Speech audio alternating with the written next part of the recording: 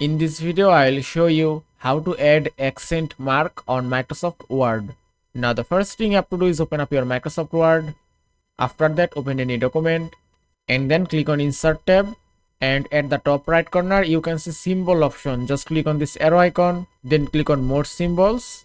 Then you can see this window. From here, just select Symbols and then click on Font option, and you have to just find normal text and then select it. After that, go to Subset option. Now from here, you have to just select Latin 1 supplement. After select it, you can find accent mark. Suppose if you want to insert this, just click here and then click on Insert, and that's it. And you can choose any letter as you want.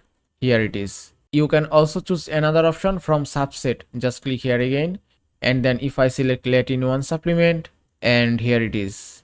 If I select this A and then click on Insert, and it's done. And that is how you can add accent mark on Microsoft Word. I hope this video was helpful. If it was, please give it a thumbs up and don't forget to subscribe.